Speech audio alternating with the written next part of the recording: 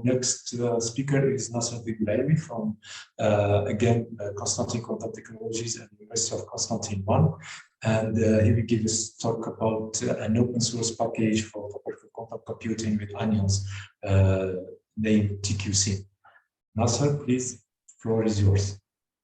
Thank you, Taha. So as you said, I guess this talk will be a direct answer to one of the questions that was asked in the chat. Is there such an SDK that computes the braiding matrices? In fact, there is. It's called TQSim. So it's in very early development. It's an open source package for general, topological quantum computing with anions. So a very brief overview of TQSim before we move on to the live demonstration. So what we can do with TQSim is that we can construct topological quantum circuits, so using Fibonacci anions for the moment, to simulate, in principle, any number of qubits with any number of anions, using this open source package. It's in Python. As you can see here, there is a screenshot with some code and the braid that was generated using TQSim. Now, TQSim in the background, what it does is that it implements the method that Abdullah just presented. It's a systematic method to compute the braiding matrices, as I said, for an arbitrary number of anions and qubits. So I'm talking about qubits because in general, we can restrict ourselves to work with qubits, but in general, we can also work in qubits in TQSim. So this is exactly what TQSim does, is that we just deal with braiding and we let the mathematics be handled in the background by TQSim. So let's immediately move on to the demonstration, I guess. So first thing that you need to do, first of all, this notebook is available on Discord as well as another more detailed notebook if you want to try it later. So the first step is to maybe uncomment this first line and execute it. This will just install TQSim, so just pip install TQSim. Now I already have it installed, so no need to repeat it.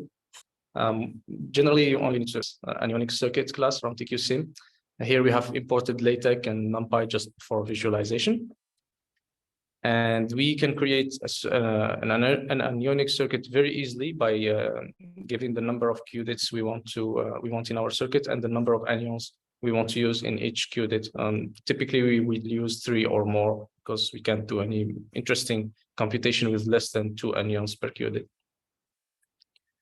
So once this is executed, you can also do the exact same by just not passing any arguments to this class, because the default values are also just 1 qubit and 3 anions per qubit.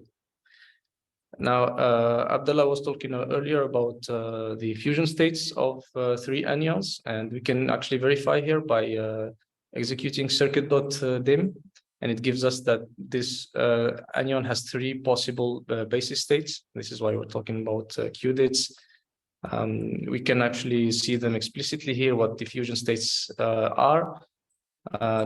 Circuit.basis just prints out the I and J that you have seen earlier. I repeat them here. So given 3 anions, these 3 anions will represent the qubit, and the state of this qubit will depend on the result I and the result J.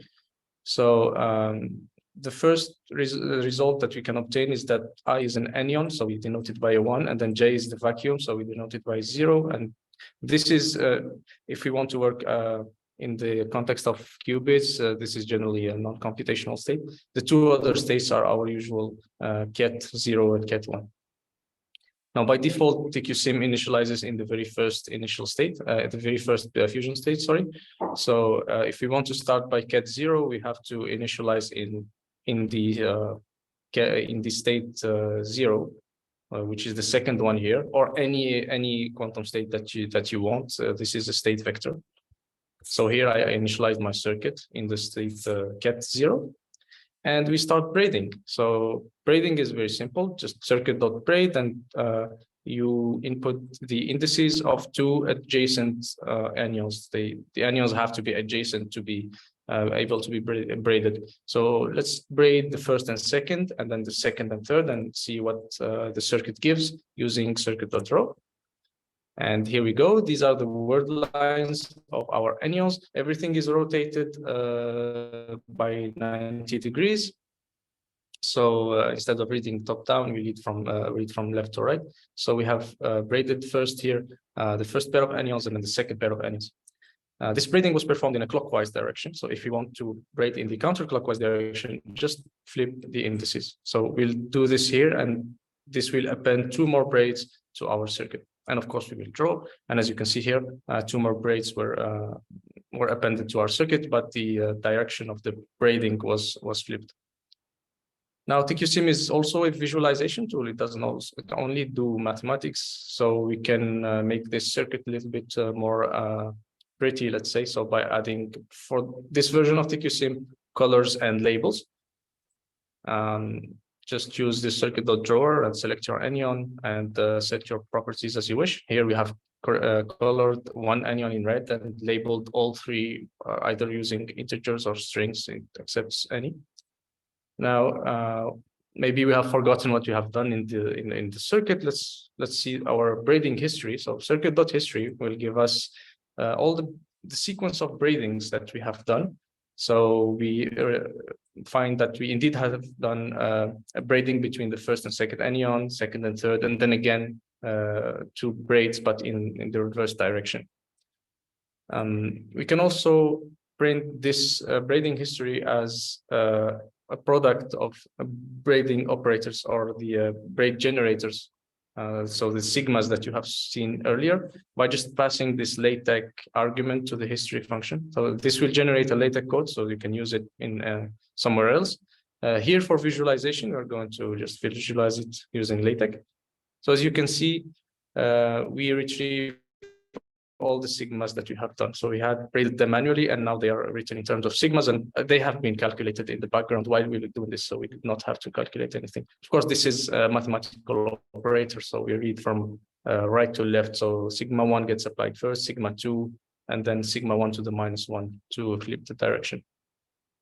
And this is generally how we express braiding sequences. So if we have a braiding sequence, what this braiding sequence will do is apply some quantum gate ultimately.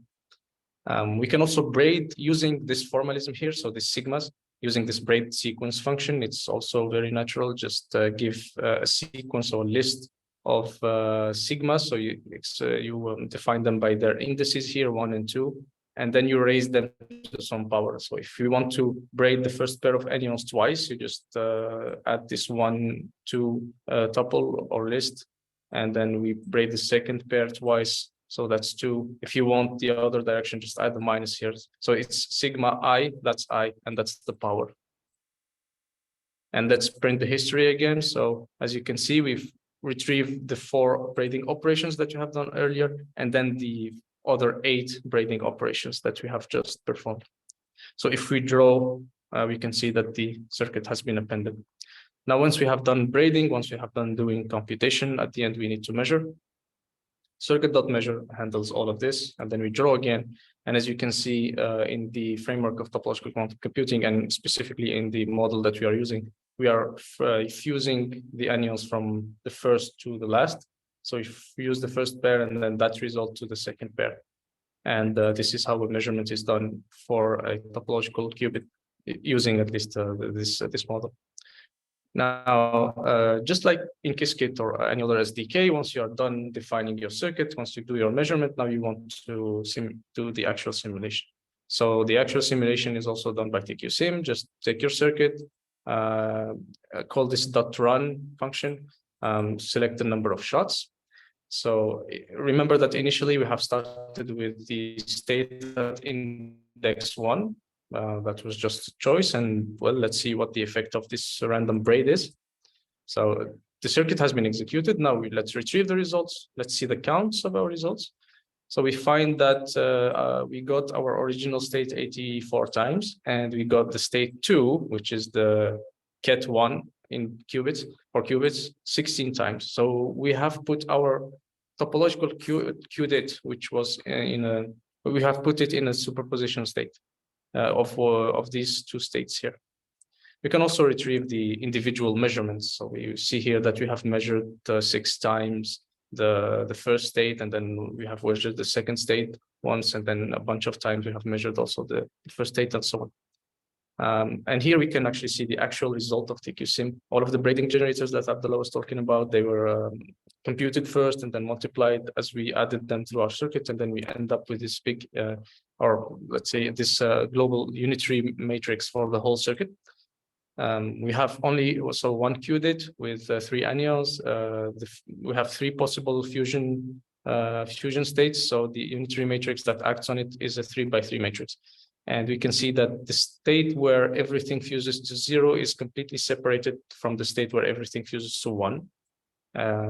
So the TQSim has done that correctly, and it gives us also the unitary matrix that acted on the 0 and 1 kets. So essentially, all of the braiding that we have done earlier gives us this 2x2 quantum gate.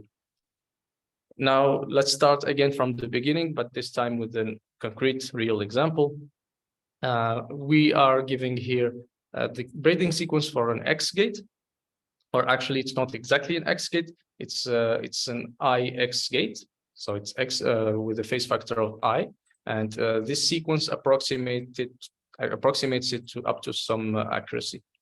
So the way we use TQSim, again, we import an ionic circuit, we instantiate our circuit, we initialize in the ket 0, then we braid using or apply the braiding sequence for the X gate, we measure, and then we draw just to visualize.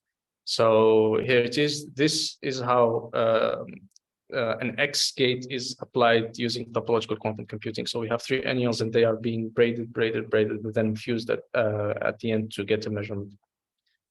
Let's take a look now at the unitary matrix, how it looks like. So again, here you can see that the 0 sector was left alone. And then if you look at this 2x2 matrix, you can see that we have an I in the off-diagonal elements, which is actually an X gate multiplied by I with some error because of the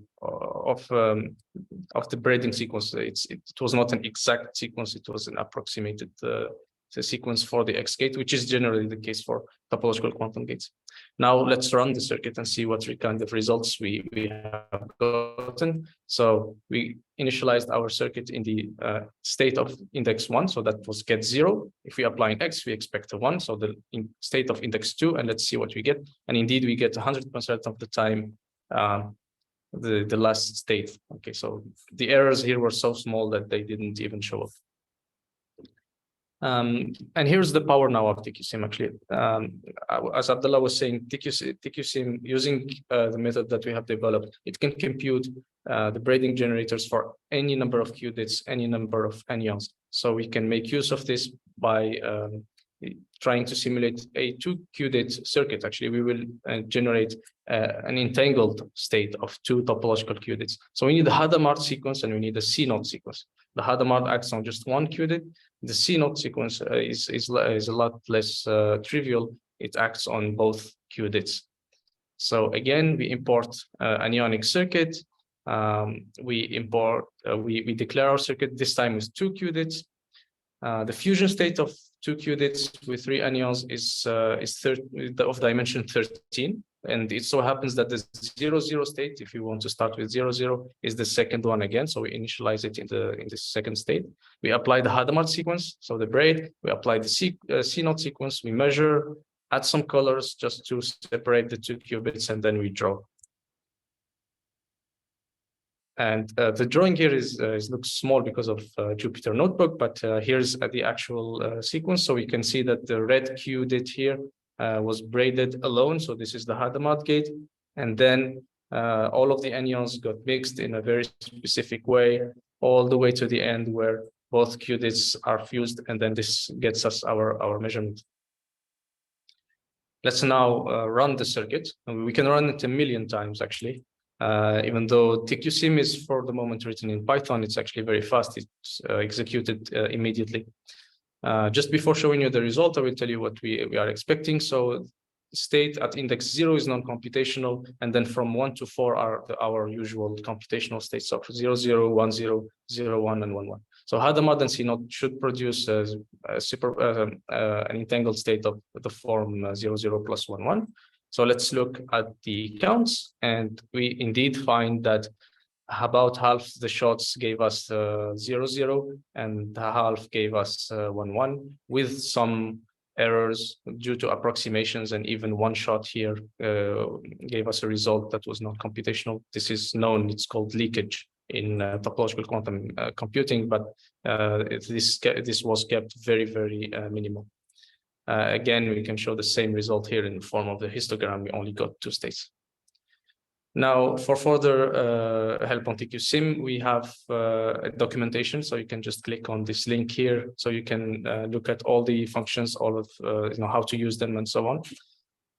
Or you can just use the help function from Python. Just help input any function or module in TQSim, and then you can get a complete documentation. So it's very well documented. Now, why do we use TQSim, or for what can we apply it? Well, it's as you saw, it's a single tool to reproduce or simulate current and future topological quantum computing experiments. You've already heard about Google and Quantinuum's experiments that you can see here on the right. It's not reproducible immediately in TQSim because we only handle Fibonacci annuals, but the method that computes the braid generators should remain essentially the same, and we can infer in the coming updates, we can add more topological models, and we can simulate such experiments. Since we also have a ready tool that can deal with topological quantum circuits, we can explore more complex topological quantum algorithms. As I said earlier, since we can input different anionic models, now we can try and test different anionic models, that is topological quantum computing with different types of anyons, not just Fibonacci anyons. And of course, that was the initial intent of TQSim. It's a tool to visualize topological quantum computing and to teach it. You don't have to do, since you don't have to do the math, you can just start braiding and get an intuition on how a topological qubit actually works. So in the end, I would like to say that we are still in very early development, that you may see major changes to the package. This is very highly likely. Of course, everything is open source, so you are welcome to contribute. This is the GitHub repo for TQSim, and you can also get in touch with us either through LinkedIn. You can send us an email or just check out our website. So with this, I would like to thank you, and thank you for your attention, and ready for some questions. Thank you very much, Nacer. It's great to have some hands-on on such amazing tool and amazing approach. So thanks again for this dynamic talk.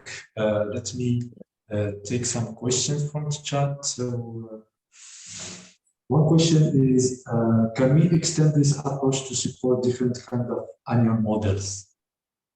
Yes, absolutely. We can just update TQSim to handle different fusion rules, because the anionic models are basically described by their fusion rules. So we can, for example, go for an Ising model, which Google have simulated on their Sycamore device. So we can absolutely go for other anionic models using TQSim, and the interface should remain the same. Great. Okay, other questions? If not, I may ask some question. Okay, so another question is, how do we get the braiding sequence for the gates? And there are, how do we get the braiding sequence for the gates through TQSim functions? Yeah, this is an excellent question, actually. For the moment, it's not handled in TQSim. This is a process called the compilation of quantum gates. So you get an Hadamard gate or an X gate or a C0, and then how do you express this in terms of braiding sequences? So there are some known algorithms that do this. You can also do this by brute force with some optimizations. We have some codes that we have yet to publish. We will, of course, include them in TQSim. This is one of the things that are on our to-do list for TQSim, to add this compilation step. So you can just input an X gate or Y gate or whatever, and then it will just give you your braiding sequence. Amazing. Another question, can we also use TQSim for quantum machine learning applications? I'm sorry, for quantum machine learning, you said? Yep. Well, TQSim was developed to simulate, in principle, any sort of topological quantum circuit. So if you find a way to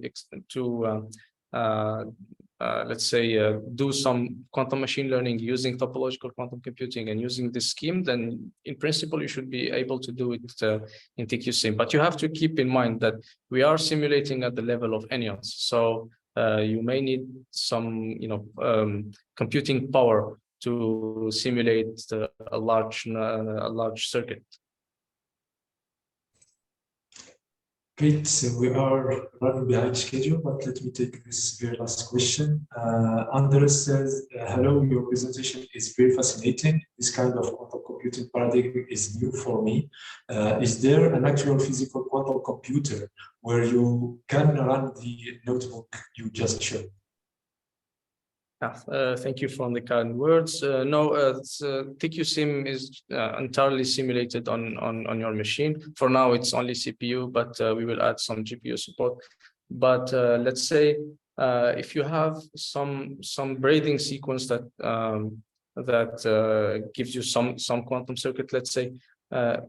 For the moment, there are no topological quantum computers, basically. Microsoft is working on one. Google and Quantinuum have just, done some simple experiments where they have braided respectively 2 and 3 anyons. So it's very much a very, very young field of application of in quantum technologies. So it's maybe it's not for tomorrow that where we can try actual topological algorithms on real hardware. But at least with having a simulator, we can get some intuition, and we can get some circuits running, as simple as they may be.